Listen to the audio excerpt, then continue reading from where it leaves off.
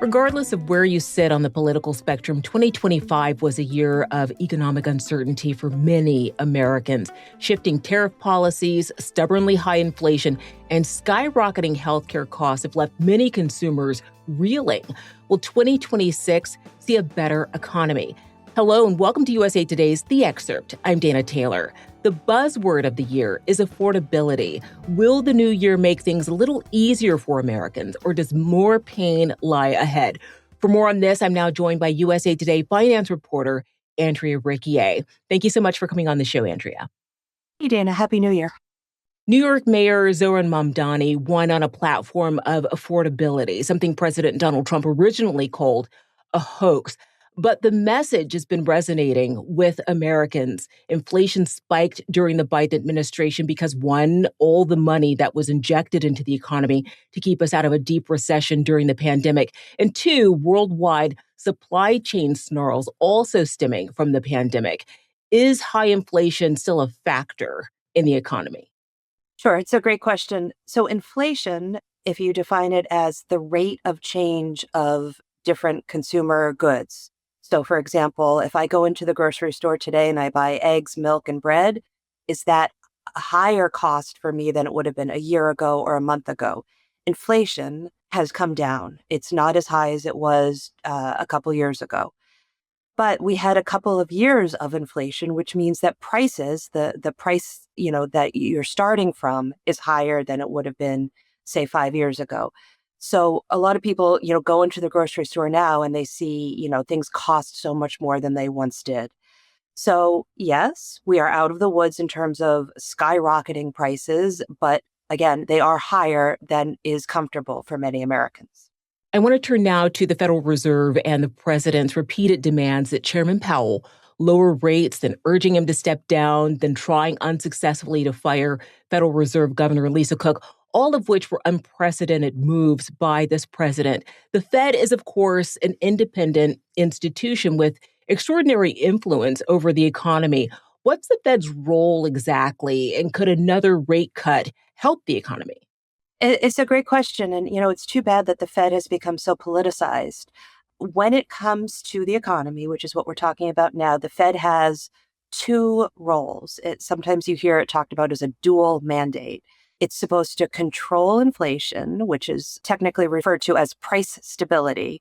So not allowing prices to just go crazy, and also full employment. Sometimes those two goals can be at odds. So, for example, if inflation is really out of control, one of the best things to do is to raise interest rates really high so people think twice before buying, starting a business, financing things. But when you do that, you sometimes damage the economy so badly that it impacts employment. People no longer want to hire, or they want to fire workers. Would another rate cut help us right now? Probably not.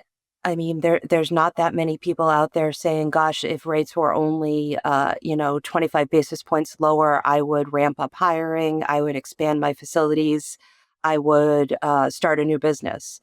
The one sector of the economy that might be helped by a small interest rate cut is buyers in the mortgage market, people looking to finance a home. And mortgage rates are not influenced by the rates that the Federal Reserve controls. So it is unfortunately a somewhat political thing to be weighing in on interest rates right now in this environment. But, that's sort of where we are right now.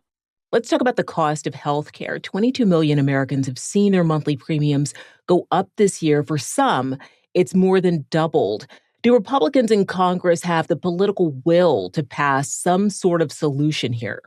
Yeah, I understand from some of my colleagues in Washington that the House is going to take up a bill that would extend Obamacare subsidies and help out some Americans who are seeing higher costs. But we don't expect that to advance through the Senate, unfortunately. Andrea, last year saw a relatively slow job market. Are things looking any better this year? I unfortunately, I don't think so. I think that there remains a lot of uncertainty in the economy. We were talking earlier about, our business is likely to expand, to hire. And maybe, are they likely to lay people off given so much uncertainty with tariffs, with economic policy, with upcoming midterms? I would love to be proved wrong, but it doesn't look super, super promising. Housing has been a huge issue for many Americans nationally. Supply still hasn't caught up with demand. Gen Z in particular has expressed a lot of frustration at not being able to even enter the housing market.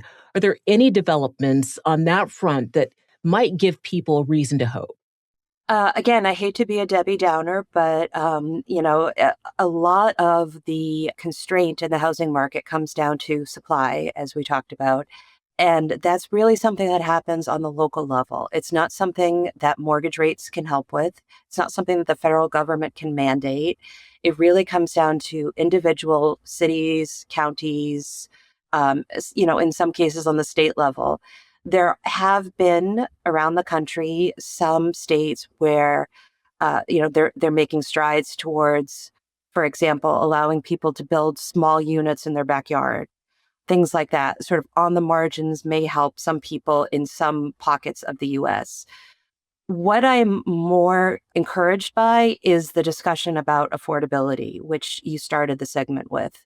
There is a real acknowledgement that this is a problem, that we have a housing crisis, and that people are really suffering. And that is the first step towards maybe making some policy that can help. The next consumer price index is due out next week. What are we expecting there? So, first of all, I should say that we had a government shutdown for an unprecedented amount of time last fall. That really impacted the data that gets collected and then disseminated by the agencies like the Labor Department. So, we're going to have some sort of rough data for a little while. What we're expecting once we smooth through those issues is a possible spike of inflation in the spring when tax refunds come through. That's because the One Big Beautiful Bill Act, which was passed last summer, is retroactive. And a lot of people are going to be getting big refunds in the spring and hopefully going out and spending them. It's still only January, I know, Andrea, but tax season will be here before we know it.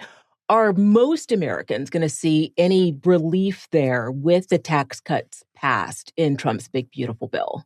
I think most Americans are going to see some tax relief. It is going to be a slightly more complicated tax filing system. This might be the year to reach out for professional help if you've never done it before, but you've been on the fence about it. We do have some great coverage about what to expect.